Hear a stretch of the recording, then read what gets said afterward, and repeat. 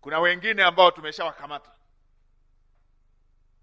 Wapo ambao wao wanalipwa, wanataka wawaandikishe vijana wa Kitanzania wawapeleke barabarani, na wameleta na watu wa kuwapiga vijana wa Kitanzania ili baadaye waichafue nchi yetu. Haya mambo hatuwezi tukaruhusu.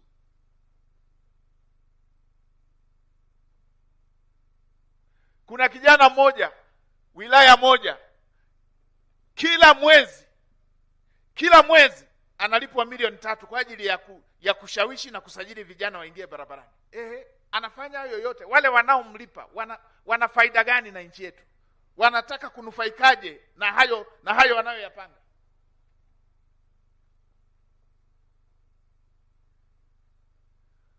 Haya mambo lazima Watanzania tuambizane ukweli. Kuna watu wana nia mbaya na nchi yetu.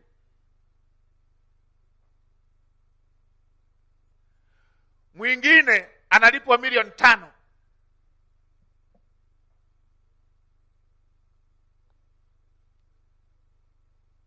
Na tulipomuuliza ametoa siri nyingi tu.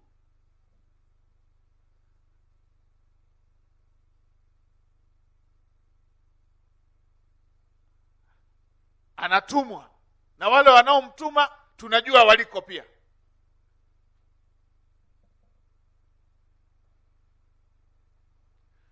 Na wale wanaomtuma na wao wanafugwa, wanalipwa kwa ajili ya shughuli ya aina hii.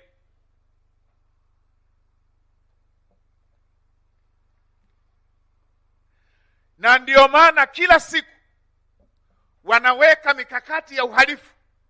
Wanapanga siku zenye matukio ya kukusanya watu.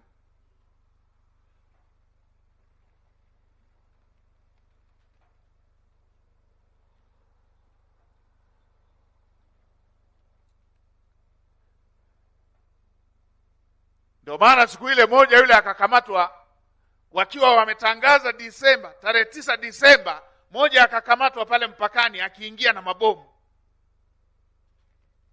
Mabomu ya nini? Walikuwa wanajua watu akishasambaa wawarushie, alafu baadaye lawama ziende kwa polisi, lawama ziende serikalini, nchi ichafuke, watimize malengo yao.